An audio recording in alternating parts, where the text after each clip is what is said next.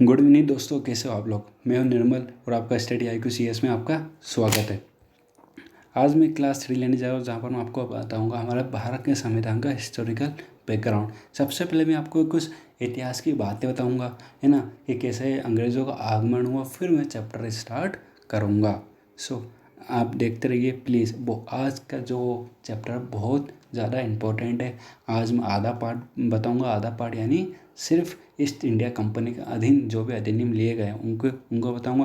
फिर जो कल की क्लास आपकी आएगी उसमें मैं आपको बताऊंगा ब्रिटिश रूल के अंदर और सारे कैबिनेट मेंबर्स, है ना, अंतरिम सरकार कैसे गठित हुई, है ना। उसके बाद आपको बताऊंगा हमारे भारत के संविधान के निर्माण के बारे में। चैप्टर स्टार्ट करने से पहले मैं बता देता हूँ भारत में अंग्रेज़ों का आगमन कैसे हुआ। देखो 1600 में क्या होता है, जो अंग्रेज़ी कहाँ आते हैं, भारत में आते हैं, है ना।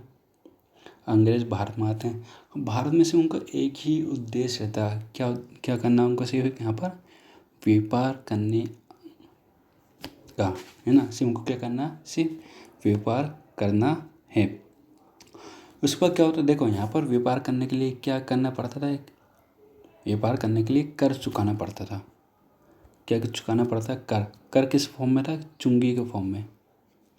चुंगी क्या थी, एक प्रकार का पास था। जब आप चुंगी कर भरोगे तभी आप यहाँ पर क्या कर पाओगे, व्यापार कर पाओगे। सो क्या हुआ, कहीं ना कहीं देखो, अब चुंगी का कर भरते हैं तो चुंगी कर भरने में कहीं ना कहीं उनको क्या देना पड़ता था, पैसा देना पड़ता था। एक दिन क्या हुआ, एक मुगल सम्राट था फर्रुखसियर करके। कौन, फर्रुखसियर क्या हुआ, एक दिन बीमार पड़ गया। इतनी तेज बीमारी थी उसके, कहीं ना कहीं कोई भी वैद्य डॉक्टर भारत का सही नहीं कर पा रहा था। तो हैमिल्टन ने नाम का डॉक्टर था, हैमिल्टन ने उस बीमारी को इलाज कर दिया। हैमिल्टन कौन था, अंग्रेज़ों का एक डॉक्टर था। जब हैमिल्टन ने इलाज किया तो जो हमारा फर्रुखसियर तो बड़ा खुश हो गया। वो खुश हो गया, उसने बोल दिया कि जो मांगना है वो। जो हैमिल्टन के साथ जो अंग्रेज़ आते हैं उन्होंने क्या बोल दिया कि हमें क्या चाहिए, हमें चुंगी मुक्त व्यापार करना है। क्या करना है, हमें चुंगी मुक्त व्यापार करना है। तो भैया ठीक है, फर्रुखसियर ने बोल दिया आप चुंगी मुक्त व्यापार कर सकते हो। तो अब क्या हो, चुंगी मुक्त व्यापार करने को बोल तो दिया फर्रुखसियर ने, बट यहीं से कंपनी का राजनीतिक जो एक्टिविटीज़ है वो प्रारंभ माना जाते हैं। क्यों, ये कंपनी का मैग्ना कार्टा है, ये इसको माना जाता है। क्यों, कंपनी का जो एक खर्च होता था कर, चुंगी कर देने में, वो कहीं ना कहीं अब ख़त्म हो चुका। अब उन्होंने क्या करा, अपने कर की वृद्धि के लालच में उन्होंने क्या करने लग गए, जो पास है, जो चुंगी है, उसको किराए भी देने लग गए भाई साहब। जैसे आपका पास आप किसी और को दे दो, क्या मुझे 10 रुपये दे, 1 घंटे के लिए तू यूज़ कर ले, ऐसे पास देने लग गए। अब पास देने लग गए, कहीं ना कहीं जो बंगाल का नवाब था उसको ये बात पसंद नहीं आई, बिल्कुल भी ये बात में पसंद नहीं है। तो इसका रिजल्ट क्या निकला, इसका रिजल्ट 2 युद्धों में निकला। कौन से युद्ध हुए, एक तो प्लासी का बैटल हुआ और एक बक्सर का बैटल हुआ। प्लासी का बैटल हुआ आपका 1757 में, और जो बक्सर का बैटल हुआ वो 1764 में, 1764 में हो। इन दोनों युद्ध के बाद कहीं ना कहीं जो पावर है किसी के हाथों में आने लग गई, बंगाल में जो अंग्रेज थे उनके अंडर में आने लग गई। अब बंगाल देखो पूरे भारत में फैल चुके थे, जो अंग्रेज थे वो पूरे भारत में फैल चुके थे। मद्रास साइड भी थे, बॉम्बे साइड भी थे और बंगाल साइड भी थे। अब क्या हुआ, फिर इनको नियमित करने के लिए कहीं ना कहीं ब्रिटिश पार्लियामेंट को कदम उठाना ज़रूरी था। क्या होता है, यही कदम उठाती है वो आने वाले अधिनियमों में। मैं आपको सारे कदम बताऊंगा, कौन कौन से स्टेप ब्रिटिश पार्लियामेंट ने उठाई उसको नियमित करने के लिए, और फिर कैसे उनका बोरिया बिस्तर कंपनी का उठकर चला गया और ब्रिटिश क्राउन को डायरेक्ट यहाँ पर राज होने लग गया। ओके, हम नेक्स्ट स्लाइड में बात करता हूँ मैं। अभी जो बताया था वो एक हिस्टोरिकल बैकग्राउंड है। हिस्टोरिकल मतलब कैसे अंग्रेज़ों का आगमन हुआ। अब मैं बताने जा रहा हूँ हमारा चैप्टर 3, जिसके 7 पार्ट्स रहेंगे। कौन कौन से parts, constitution development under east India company ने संविधान का विकास किसके अंडर, कंपनी के अंदर, है ना। सेकंड, अब मैं स्टार्ट करना चाह रहा हूँ चैप्टर 3 हिस्टोरिकल बैकग्राउंड, जिसके 7 पार्ट्स रहेंगे। कौन कौन से पार्ट? एक पहला part constitutional development under east India company, संवैधानिक विकास कंपनी के अधीन। Second, constitutional development under British rule, यानी अंग्रेजी शासन के अंदर संवैधानिक विकास। फिर तीसरा है कैबिनेट मिशन। चौथा है इंतरिम गवर्नमेंट, यानी अंतरिम सरकार। पांचवा कॉन्स्टिट्यूशन असेंबली, यानी संविधान सभा। उसके बाद कमेटी। फिर आता है सातवां मेकिंग ऑफ इंडियन कॉन्स्टिट्यूशन। अब हम स्टार्ट करने जा रहे हैं रेगुलेटिंग एक्ट ऑफ 1773। अब हम जो पढ़ेंगे आज के पूरे लेक्चर में, सिर्फ हम पढ़ेंगे कंपनी के अधीन संविधान का विकास, है ना। सो अब स्टार्ट करने जा रहा हूँ रेगुलेटिंग एक्ट ऑफ 1773। मैं अभी पढ़ के बता रहा हूँ, फिर आपको डिटेल में अच्छे से एक्सप्लेन करता हूँ। सबसे पहला स्टेप लिया गया कि जो ब्रिटिश पार्लियामेंट था उसने कंपनी को अपने अधीन कर लिया, है ना। जो फोर्ट विलियम कॉलेज में जो कलकत्ता मतलब बंगाल का जो गवर्नर था, अब गवर्नर जनरल कहलाने लग गया बंगाल का, है ना। वॉरेन हेस्टिंग पहले बंगाल का गवर्नर जनरल बना। उसके बाद गवर्नर जनरल को असिस्ट करने के लिए, उसकी सहायता के लिए 4 सदस्यीय परिषद का गठन किया गया और 1774 में सुप्रीम कोर्ट का गठन किया गया। सो अब मैं थोड़ा डिटेल में इसको समझा देता हूँ, है ना। समझिए क्या हुआ था। 1773 में जो ब्रिटिश पार्लियामेंट ने एक एक्ट पास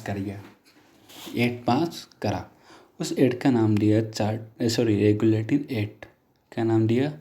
रेगुलेटिंग एक्ट। इसका मतलब समझिए, रेगुलेटिंग का मतलब नियमित करने के लिए एक अधिनियम पास करा। अब क्या चाहती थी ब्रिटिश पार्लियामेंट, जो कंपनी है ना, जो कंपनी है वो हमारे अधीन काम करे। किसके अधीन काम करे? हमारे अधीन काम करे। क्यों अधीन काम करे? क्यों? कहीं ना कहीं देखो, जो हमारी जो कंपनी थी वो कहीं ना कहीं देखो नियमित रूप से नहीं चल रही थी, है ना। जो जैसा उनको चलने मनमानी ज़्यादा करने लग गई थी। तो ब्रिटिश पार्लियामेंट ने क्या करा, एक्ट पास कर दिया। जो पूरा शासन, कंपनी का शासन और कंपनी की गतिविधियाँ, जो भी एक्टिविटीज़ करता है उसको अपने कंट्रोल में कर लिया। और वहाँ पर कंपनी को एडमिनिस्ट्रेशन यानी प्रशासन की भी क्या दे दी, मान्यता दे दी। अब इसको करने के लिए देखो मान्यता दे दी, अब चलाने के लिए कोई तो हो ना। तो क्या करा, जो बंगाल का गवर्नर था उसको क्या कर दिया, बंगाल का गवर्नर जनरल बना दिया। क्या बना दिया? बंगाल का गवर्नर जनरल बना दिया।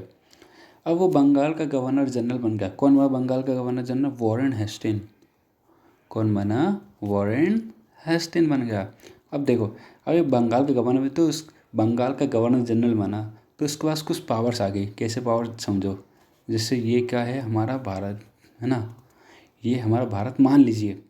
अब यहाँ पर क्या है, बंगाल है हमारा, यहाँ पर क्या है, मद्रास है, और यहाँ पर क्या है, बॉम्बे।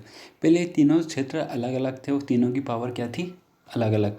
अब इनकी पावर किसके अधीन कर दी गई है? इसकी पावर कर दी गई दोनों की बंगाल के अधीन। किसके अधीन? बंगाल का। किसकी पावर? बॉम्बे की पावर और मद्रास की पावर किसके अधीन कर दी गई? बंगाल। यानी दोनों कंट्रोल कौन करेगा? बंगाल। और बंगाल को कौन कंट्रोल करेगा? British parliament. अब बंगाल देखो, बंगाल में किसके शासन आ गया? ब्रिटिशर्स का। इनडायरेक्टली या डायरेक्टली बोल सकते हैं। अब इसको असिस्ट करने के लिए जो गवर्नर जनरल बनाया गया था बंगाल का, उसको असिस्ट करने के लिए 4 सदस्य की एक परिषद का गठन किया गया। किसका गठन? परिषद का गठन किया गया। अब ये परिषद क्या काम करेगी? ये काम करेगी जो गवर्नर जनरल है उसकी सहायता करेगी। क्या करेगी? गवर्नर जनरल की सहायता करेगी। चौथी बात, जो महत्वपूर्ण बात है, 1774 में, कब? 1774 में यहाँ पर सुप्रीम कोर्ट स्थापित किया गया। सुप्रीम कोर्ट को स्थापित करा। देखो इसके पीछे देखो दीवानी मामले थे। दीवानी मामले तीन क्षेत्रों के दीवानी मामले संभालती थी कौन? कंपनी। कौन कौन से? बिहार, बंगाल, उड़ीसा के भी संभाल ली थी। और इसके अधीन किसका अधीन भी आ गया ना, किसके अधीन भी, किस किस को अपने अधीन ले लिया?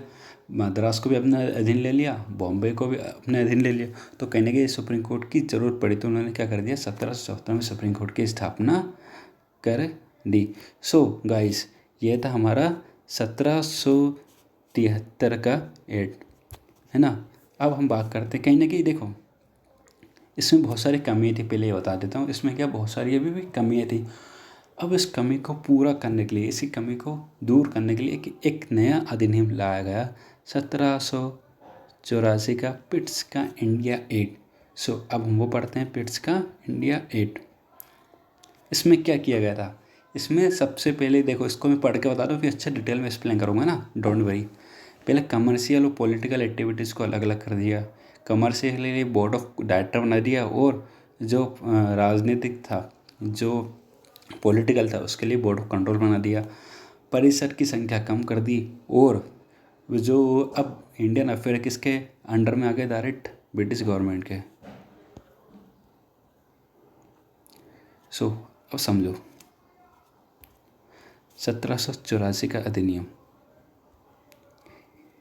देखो क्या था। जो कंपनी थी उसके अंडर दो एक्टिविटीज़ थी। कौन कौन सी एक्टिविटीज़ करता था वो? तो राजनीतिक और व्यापारिक। अभी दोनों एक साथ करने लग गए तो कहीं ना कहीं क्या हो रहा है, दोनों प्रभाव हो रहे हैं। ना व्यापार सही से हो पा रहा था, ना राजनीतिक अच्छे से ना राजनीतिक एक्टिविटीज़ अच्छे से कर पा रहे थे, है ना। जैसे राजनीतिक एक्टिविटीज़ बड़े पैमाने पे नहीं, जैसे कर संभालना ना, कर लेना, रेवेन्यू बढ़ाना, ये सब छोटी मोटी एक्टिविटीज़ उसमें आती थी। अब दोनों नहीं संभाल पा रही थी। कौन? कंपनी। तो क्या कर दिया ब्रिटिश पार्लियामेंट ने कि 2 बोर्ड बना दिए। कौन कौन से बोर्ड बना दिए? बोर्ड ऑफ कंट्रोल और बोर्ड ऑफ डायरेक्टर। अब बोर्ड ऑफ कंट्रोल क्या संभालेगी? राजनीतिक गतिविधियाँ। और जो बोर्ड ऑफ डायरेक्टर है वो क्या संभालेगी? व्यापारिक गतिविधियाँ। यानी सीधे सीधा मतलब है, इसमें क्या कर दिया गया? राजनीति और व्यापारिक एक्टिविटीज़ को अलग अलग कर दिया गया। अब एक बात और महत्वपूर्ण प्रावधान इसमें यह है कि इसमें 4 सदस्य परिषद थी, जिसमें हमेशा जो बराबर मत के कारण कहीं ना कहीं विवाद उत्पन्न होता था। तो उसमें क्या कर दिया? 3 कर दिया। लो अब करो विवाद, है ना। 3 या तो एक से इधर जाएगा या फिर एक इधर जाएगा, या 3 हुआ तो कहीं ना कहीं वो बिल या फिर जो छोटा मोटा नियम है वो पास हो जाएगा। अब इसमें देखो और क्या प्रावधान कह रहा है वो देखते हैं। चलो इसमें और क्या प्रावधान थे? इसमें क्या कर दिया गया? अब जो इंडियन अफेयर्स थे, है ना, वो किसके अंडर आ गए? डायरेक्ट ब्रिटिश गवर्नमेंट के अंडर आ गए। अब हम पढ़ते हैं 1813 का अधिनियम।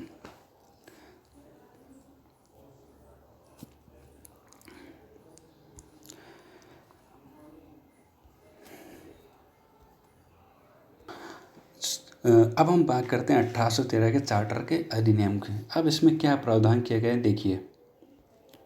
सबसे पहले इसमें क्या किया, एक सेकेंड, सबसे पहले इसमें क्या किया, जो कंपनी की मोनोपोली थी, यानी जो कंपनी का एक अधिकार था, उसको पूरी तरह से क्या कर दिया गया? समाप्त, यानी टर्मिनेट कर दिया गया। अब ट्रेड जो था, व्यापार था, इंडियन में जो भारत में जो भी व्यापार था, जो भी ट्रेड था, वो सिर्फ ब्रिटिश सब्जेक्ट के लिए खोल दिया गया। और साथ साथ अब देखो एजुकेशन व्यवस्था थी उस समय इतनी अच्छी नहीं थी, तो उसको डेवलप करने के लिए क्या करा ब्रिटिश सरकार ने 1 लाख रुपए खर्च करे। किस लिए खर्च करे? ताकि एजुकेशन का विकास हो सके, शिक्षा का क्या हो सके? विकास हो सके। अब कहीं ना कहीं क्या हुआ, क्रिश्चियन मिशनरी का हमेशा ये चाहत रही कि वो भारत में जाके अपने धर्म का प्रचार करें। क्यों? क्योंकि भारत की उस समय पॉपुलेशन अच्छी खासी थी। अब वहाँ पर प्रचार करेंगे, कहीं ना कहीं क्या हो सकता है, उनको धर्म को बढ़ावा मिल सकता है। तो उन्होंने किससे हेल्प मांगी? किसके पास गए? ब्रिटिशर्स के पास गए कि हमें भारत में जाना है, भारत में जाके हमारे धर्म का प्रचार करना है। तो ब्रिटिश गवर्नमेंट ने बोल दिया ठीक है, आप भारत में जाके धर्म का प्रचार कर सकते हो, यानी यहाँ पर उनको परमिशन मिल जाती है और धर्म का प्रचार करना वो प्रारंभ कर देते हैं। अब एक और अधिनियम आता है हमारा 1833 का अधिनियम। इस अधिनियम में क्या क्या बातें की गई है वो देखिए। सबसे महत्वपूर्ण बात है, देखो इसमें क्या किया गया, जो गवर्नर जनरल का बंगाल का जो गवर्नर जनरल था उसको भारत का गवर्नर जनरल बना दिया गया। पहले क्या था, बंगाल में कौन सी पावर, 2 पावर थी, कौन कौन सी? एक तो भैया किसका अधीन था वो, सॉरी जो बॉम्बे और मद्रास किसके अधीन थे? बंगाल के अधीन थे। और बंगाल का क्या कहलाता है? Governor general. अब क्या होगा, पूरा भारत का क्षेत्र उसके अधीन आ गया, भारत का क्षेत्र क्या आ गया, पूरा उसके अधीन। तो क्या कहने लग गया, भारत का गवर्नर जनरल कहने लग गया। और लॉर्ड विलियम बेंटिक, कौन? लॉर्ड विलियम बेंटिक भारत के पहले गवर्नर जनरल बने। इनके बारे में कुछ बातें बताता हूँ आपको, सुनिए। आपने सती प्रथा सुनी होगी, सती प्रथा। इसमें क्या हो रहा, सती प्रथा में क्या होता है, जब किसी का पति मर जाता है तो उसको जिंदा जला दिया जाता था उसकी पत्नी को। तो 1829 में एक अधिनियम पास करा, कानून पास करा, जिसको लेकर जिसमें ये कहा गया है कि सती प्रथा अब से क्या है, इलीगल है, यानी अब लीगल नहीं रही है। किसके हेल्प से किया गया है? राजा राम मोहन रॉय के द्वारा। कहीं ना कहीं ऐसे क्या होती है, विद्रोह की भावनाएं पैदा होती है, किसके विरुद्ध? कंपनी के विरुद्ध। अब एक और स्टेप लिया गया था इसमें, सेंट्रलाइजेशन के लिए, विकेंद्रीकरण। छोटा मोटा विकेंद्रीकरण देखने को मिला था इसमें, क्या? फाइनेंस को लेकर, वित्त को लेकर देखने को मिला। भारत में पहली बार 1835 में मेडिकल कॉलेज खोला गया, यानी भारत में अभी तक कोई कॉलेज नहीं थे। तो पहला कॉलेज कौन सा खोला गया यहाँ पर? Medical college. कहाँ पर? कलकत्ता में पहला मेडिकल कॉलेज खोला गया। इस अधिनियम ने क्या करा कि जो ईस्ट इंडिया कंपनी जो कमर्शियल बॉडी थी वो पूरी तरह से ख़त्म कर दी। यानी आप व्यापार पे ध्यान ना देकर आप किस पे ध्यान दोगे? सिर्फ एडमिनिस्ट्रेशन यानी प्रशासन पे ध्यान दोगे। किस पे ध्यान दोगे आप? सिर्फ अब प्रशासन पे ही ध्यान दोगे। तो ये था हमारा चार्टर का 133वां अधिनियम।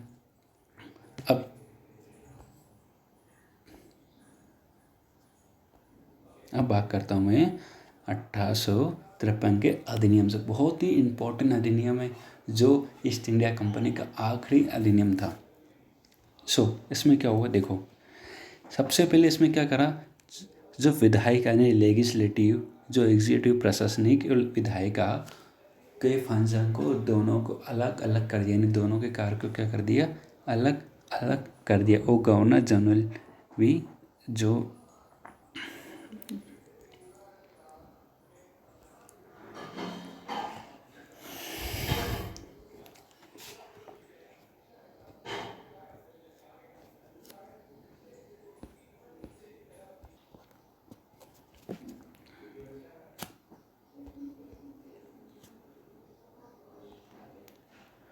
हाँ जी, अब आता है 1853 का अधिनियम।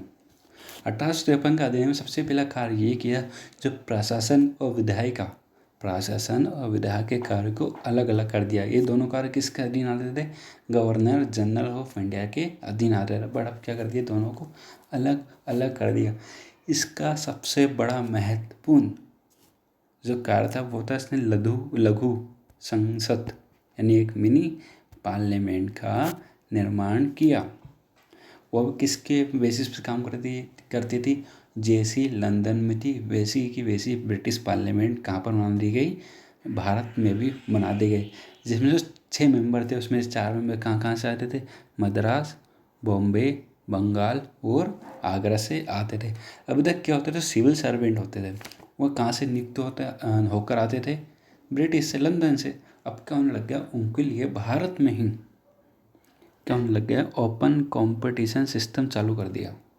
भारतीयों के लिए भी, सॉरी भारत में नहीं, भारतीयों के लिए भी ओपन कंपटीशन स्टार्ट कर दिया गया, खुली प्रतियोगिता, जिसमें प्रतियोगिता में भाग लेके आप सिविल सर्वेंट बन सकते हो। यदि आपको सिविल सर्वेंट लोक सेवा करनी है तो आपको एग्ज़ाम कौन सा देना पड़ेगा, यूपीएससी इंडियन सिविल सर्विस का एग्ज़ाम देना पड़ेगा। ये था हमारा आज का आखिरी अधिनियम। बाकी जो अधिनियम है वो हम कल कंटिन्यू करेंगे, तो प्लीज़ कल बने रहिए, है ना। वो आप प्लीज़ सब्सक्राइब जरूर करें ताकि कल जो वीडियो आए उसका आपको अपडेट मिल सके। Okay, thank you very much.